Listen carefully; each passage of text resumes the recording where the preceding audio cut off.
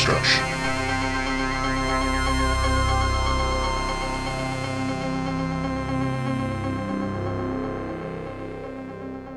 What's up, everybody? It's the HorrorDeconstruction. You'll find us on Instagram, Facebook, most likely on YouTube. Give us a like, share, and subscribe. Hit that thumbs up and hit that bell icon to let people know that you like us. That way more people will learn to know how to like us. Like you. Today's a solo deconstruction talking about the film Skinner, 1993. A decent-looking lad called Dennis Skinner rents an apartment in a couple's house, Carrie and Jeff. At night he roams the street with a goodie bag filled with knives looking for victims to ... according to IMDb. Directed by Ivan Nagy, written by Paul Hart Wilder, starring Ted Raimi, Ricky Lake, and David Warshawski. So why did I pick Skinner? Well, apparently there's some big hullabaloo. I saw the trailers for it. I had actually seen this on Tubi TV. It's a good website to find some pretty interesting movies. A lot of good movies, actually. Not this one, but you can find movies on it. So that it was a slasher film, and it had Ted Raimi in it. Ted Raimi is like the Sam Raimi of bad movies, as in he appears in a lot of them. But you root for the guy. And, well, I don't know how much rooting I can do for this guy anymore after this one. But anyway, if everybody knows Sam Raimi, the director of Evil Dead. Ted Raimi is his brother. Ted Raimi made some appearances in plenty of Evil Dead films, also as well in the series. Most recently, he was in a horrible episode of the Creepshow series that's on Shudder. And they did a Evil Dead episode, and it was awful. Like, they couldn't even get the monster, the ghost POV, and the demon flies around and you see the POV of it. They couldn't even get that right. Holy shit. Now you know they're fucked up. Anyway, Skinner's this film that they were making a big deal about, I guess making a Blu-ray version of it or some sort of different version of a DVD version of this film that came out in 1993. It's a slasher movie. And I was like, fuck it, let me just watch this movie. It was a boring day. Decided to put it on. I think I'd rather have the boring day. Because this level of filmmaking is sort of like, imagine Full Moon Pictures without the puppets. Like, those really bad Full Moon, there's people that love Full Moon movies. I've yet to see one that I thought was fantastic. I like Demonic Toys. This ain't Demonic Toys. Although, interestingly enough, I think they're making a spin-off of Demonic Toys of the little baby Oopsie. And it just called me mildly intrigued. Because the first one was fun, but then I saw Dollman vs. Demonic Toys, and that was offensive, just so bad. And a fuck you to the first film, which was fun. But you know what? That's a digression. Those are more interesting movies to talk about than this. But Skinner is a film about a young lad named Dennis Skinner. Doesn't change his name, even though he's, I guess, a pretty prolific serial killer of women, mostly. See, watching this film, I had the feeling, like I've had with most other slasher films, because it has good special effects. It's by K&B Effects, and they're pretty prolific themselves with doing graphic gore effects for films. And I thought, oh, this is... I just from the smell of the look of the movie, I thought it was a makeup effects guy directing a movie, just because that's how it looks. And plus it has naked girls getting chopped up, and I have a theory that a lot of makeup effects guys that direct films tend to have a lot of movies where naked girls are getting chopped up for some reason. Like, it just happens to be a lot of the movies that we've reviewed on this channel deal with women getting chopped up naked and their tits are out and then they get their heads chopped off and you're like, what the fuck's going on? And they're mostly makeup effects guys so it's really great makeup effects, but then it's mostly used on women getting their heads chopped off and you're like, is this guy like jerking off directing this shit? But to my surprise, it isn't. Director's a guy named Ivan Nagy. It was interesting to read up on Ivan Nagy, because after this movie, he went right into making porno movies. And I could see why. I think the reason why is obviously because, well, not obviously, but I just kind of looking into trivia for this guy or information about this guy, is that he actually got in trouble because he dated this woman called Heidi Fleiss in the 90s. That I'm just reading what he might not have dated, but he was associated with her. And apparently they arrested him, and he was charged with getting girls into this prostitution lifestyle. Heidi Fleiss was this humongous, figure in the prostitution scandal, and she had a black book that had lots of celebrities and important people's names when, getting these kind of high-priced hookers, or, ladies of the night or sex workers and stuff like that. And I think, I'm just putting two and two together that he could probably not get a good job directing films anymore after this, and so he went on to do more salacious films, probably more entertaining films than this one. Such films such as All Nude Nikki, Trailer Trash Terry, Sarah St. James, Lusty Liaisons, All Nude Athena, An American Pimp, Izzy Sleaze's Casting Couch Cuties. Boy oh boy, all better movies than this, I'm sure. So anyway, after this movie, he got in trouble, and then I guess he just had to make porno movies after that. Well, I guess you could do worse. But this film was written by, let me see his name, Paul Hart Wilden. He wrote a couple films, and he's actually much more. He's got a lot more work doing AD stuff, so he's still working. So good for him. Nagy passed away in 2015, so that's the story for him. But anyway, this movie stars Ted Raimi. I gotta figure out why Ted Raimi was a part of this. I think they might have suggested to him that this is a nice slasher film that, will get into pathos of a serial killer, which if that was what they said, then it's bullshit. Because this movie is not interesting until 40 minutes into it, because it's a lot of rinse and repeat. And Ted Raimi, I like Ted Raimi. I like all the things that he's done because he has like this kind of boyish charm. Because like Sam Raimi is like a serious one, and Ted Raimi is kind of like the fun brother. And he's funny. He's got good deadpan. He's got good comic timing. If you've seen any of the Spider-Man films, he's playing one of the assistants for the Daily Bugle. He's great in that. He's great in the Evil Dead movies, like I said earlier, and even in the movie Midnight Meat Train, which has one of the worst special effects I've ever seen in my life, when his character gets hit in the head with not a meat hammer, like a tenderizer, and his eye flies out of his head. It's like the worst special effect ever, but still Ted Raimi's in it, so it's fun. So Ted Raimi is playing the psychopath named Skinner, who is obsessed with water, and I think they tried to get all fucking artistic with it, and it was like ridiculous, because you see lots of montages of water running, which is, I've never really seen it with slasher films, so I was fine with it. I thought that was, at least visually, it's good. Like, the movie looks good. Like, it's shot really well. It's lit really well. It's a beautiful looking movie.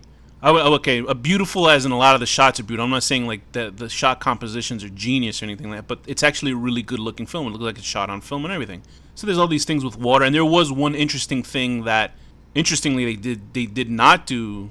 A guy who ended up making porn, it wasn't salacious in one sequence when Ted Raimi's character seduces the other main character, would be Ricky Lake, who's playing Carrie Tate, and he seduces her, and instead of showing like a sex scene, it just shows flowing water, because he had a whole monologue before that about, you think he's going to kill her, and he runs a knife under the water instead of diverting or flow. He's trying to say that water takes the shape that it needs to, so I guess that's supposed to be analogous to him, that he just sort of changes lives and adapts to whichever way. Instead of that, he diverts the water with the blade, so it's supposed to show that he's going to take control in this moment and sleep with Carrie because he's having some sort of feeling for her, feels bad for her.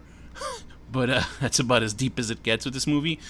Strangely enough, Ricky Lake, now I understand why she was acting for a while. I mostly know Ricky Lake as when I was younger, she had a talk show.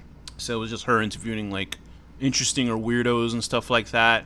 And I remember one episode, because I don't know if there's many Ricky Lake horror films, but I remember one episode of Ricky Lake where she talks to this, people are just dickheads. And I think Ricky Lake, I don't know what city Ricky Lake's TV show was, the original one. I think they had a revival for a little bit. There was this guy, who's like an 8-foot, 400-pound guy, and he had a cowboy hat on. And Ricky Lake's, she says hello to him. He just got onto the stage, and I guess people are laughing at him because he looks like a cowboy or something like that. He wasn't a white guy. He was like a person of color. And he broke out like, "Hello, Ricky." Like, he had that kind of accent, and the whole audience laughed at him. I felt so bad for that guy. But I bring that up because I don't think I'll talk about Ricky Lake on another episode, because I don't know if there's any other horror movies with her in it. But she's a good actor. I felt empathy for her character. Her character Carrie is married to a guy named Jeff, who's a piece of shit. David Wachowski. Wachowski plays it really well too, and he looked very familiar. Although off the top of my head, I can't think of what else he's been in. Apparently, he's been in some very good movies. He's been in There Will Be Blood, Running Scared, which is a fun movie. I'm trying to see what else he's in, but he's definitely an actor that you've seen before. Generation Kill, Welcome to Collinwood. So he's been in a lot of notable films and this film. But he's like this blue collar, I guess he's a truck driver. Yeah, he is a truck driver because he drives a truck towards the end of the film. And he's just a piece of shit. He ignores his wife. I guess they're on the verge of losing their house. They have no money, so he has to constantly work, and he's just an asshole. He's just a piece of shit. He takes the problems of having to work all the time and dumps it on his wife. And you're wondering, like, why the fuck are they even married? Like, what's the point? What's the point of all that? He seems like he does love her, but he makes it very hard to believe it at times. And he's a piece of shit. And it was the first time I've seen a movie where a woman cheats on her husband, and I was like, yeah, I understand why, because the guy's such a dickhead. Like, I don't like Ted Raimi. Like, Dennis Skinner's a fucking piece of garbage.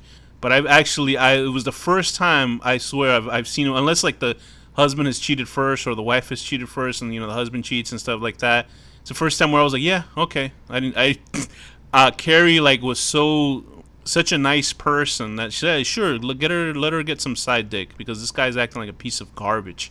Anyway, Dennis Skinner takes up residence at her home because he is looking for a place to live, obviously. I don't know how he makes his money. He must rob these women that he kills. But it's like the first 40 minutes, oh my god, because Ted Raimi's mostly playing it straight for the first 40 minutes of the film, and it's fucking rinse and repeat and boring, and they don't show any murders or anything. Like, I'm not crazy about watching a guy slash up women or anything like that, like those makeup effects guys are.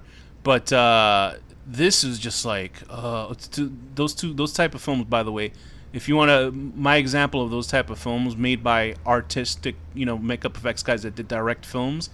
There's a movie called Laid to Rest. It's with this guy named Chrome Skull, this slasher with a skeleton face. And then the first movie, at least, had a scene where they just showed naked girls with their breasts exposed and chopped up and shit. And I was like, what the fuck is this? And then there was another movie called Gutter Balls.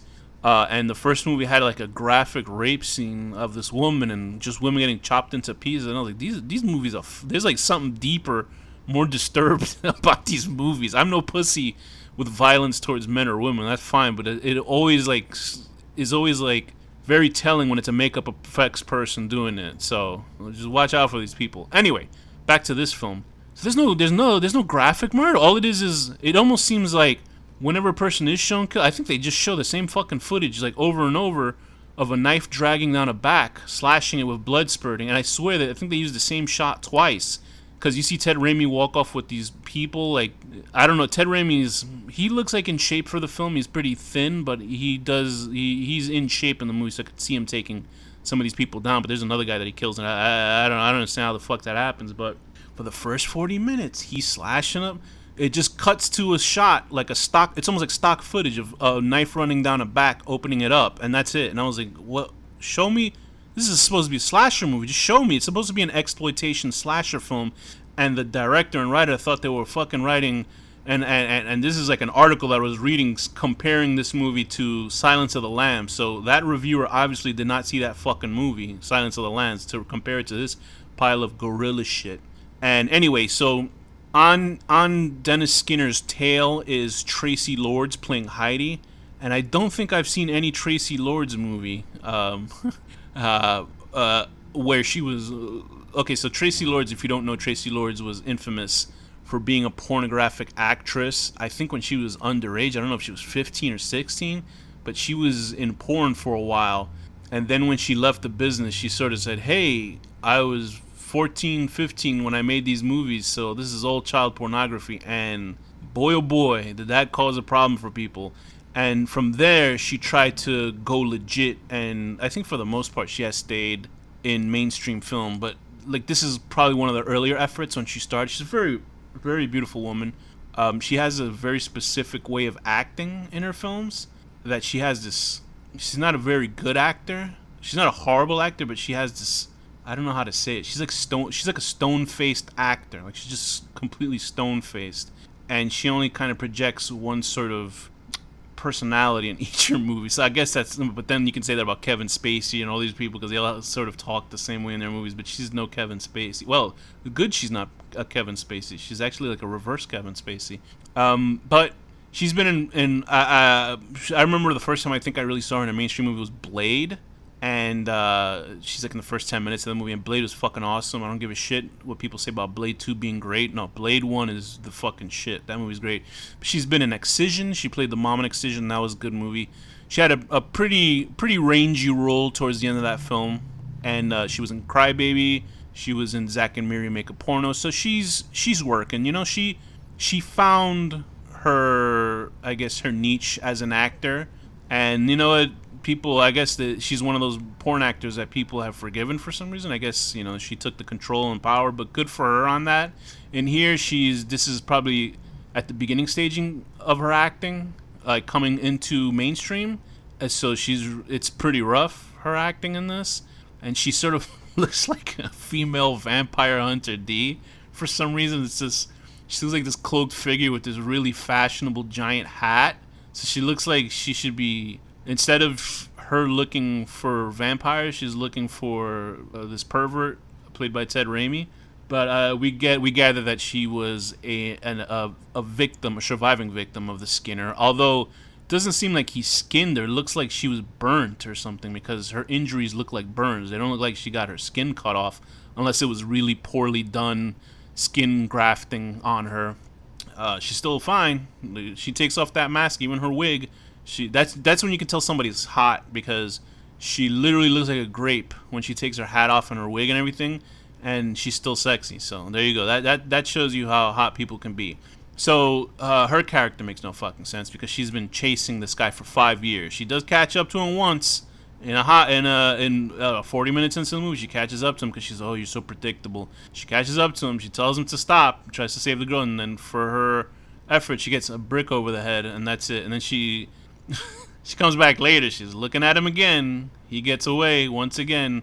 And then she finally decides towards the end of the movie to do something about it, and then she gets fucking killed for it. But the bizarre thing is that she knew him for 5 years. I guess I can understand why she probably doesn't want the cops to do it, because she's so, like, she's like Van Helsing for perverts.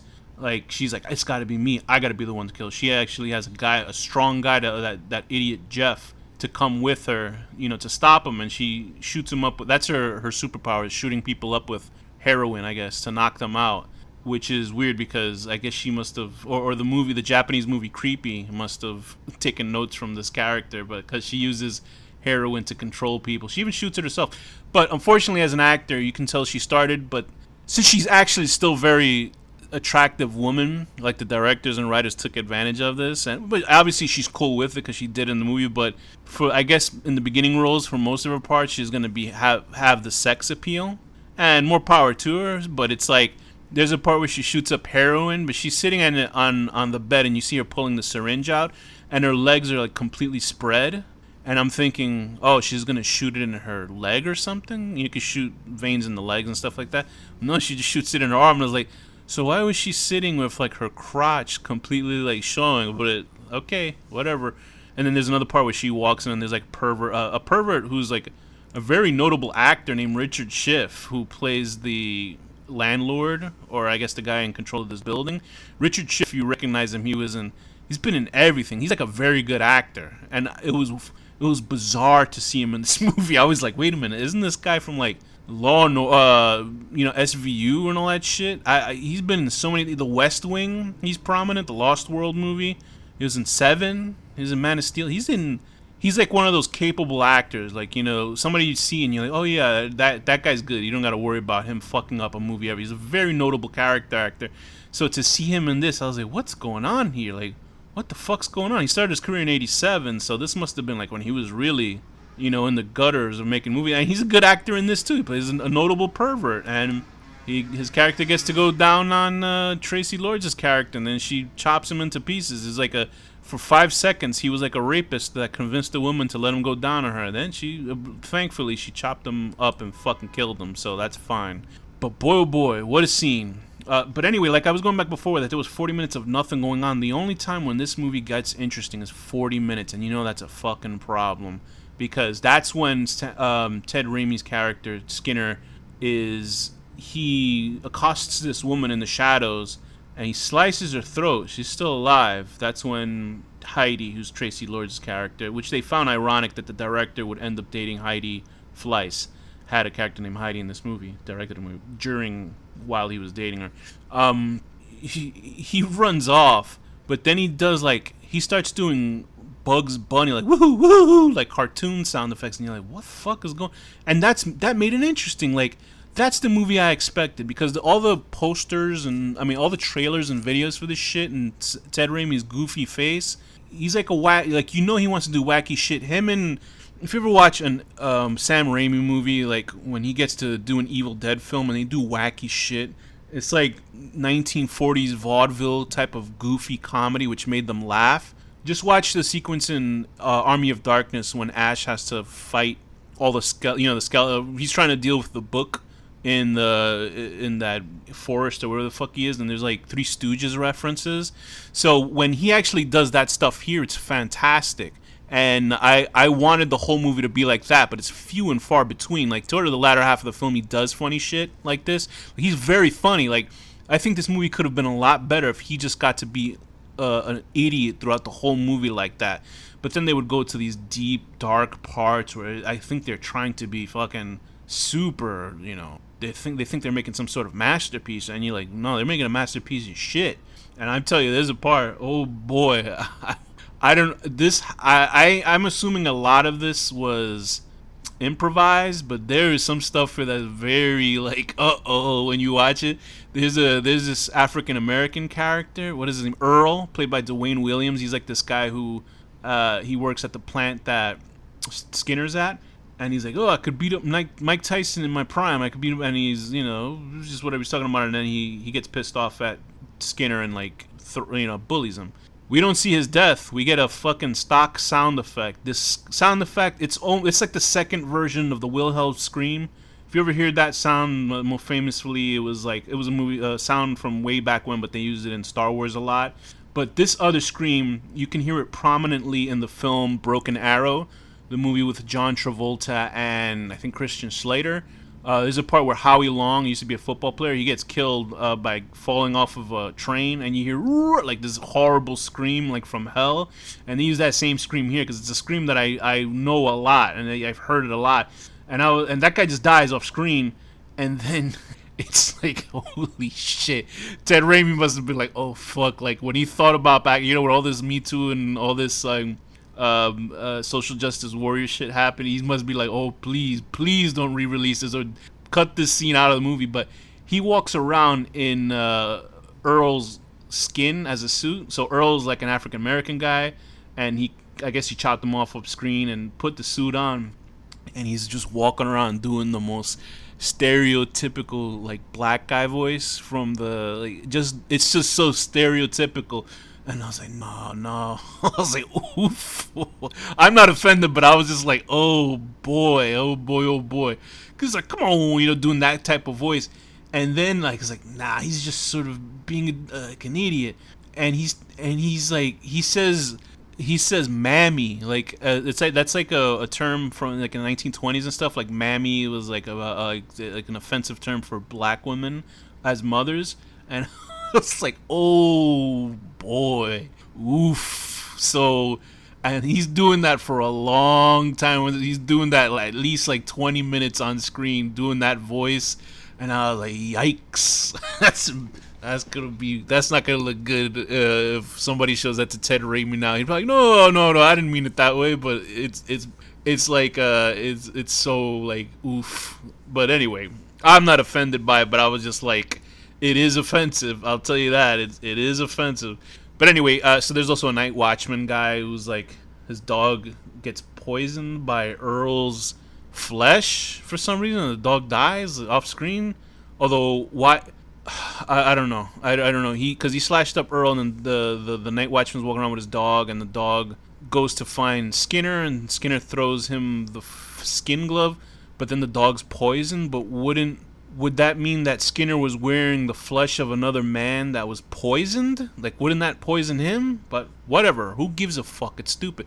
There's some real, like, shit they don't really think about when they make this movie. There's a part where the woman that the very funny scene where he takes the woman away from being saved by Heidi, and then he starts slashing her up, and then that's like the first time you actually see any gore. He's like cutting her back up, and her like she's naked and stuff like that, and you're like, oh boy, this is when I thought it was like a makeup guy making this movie.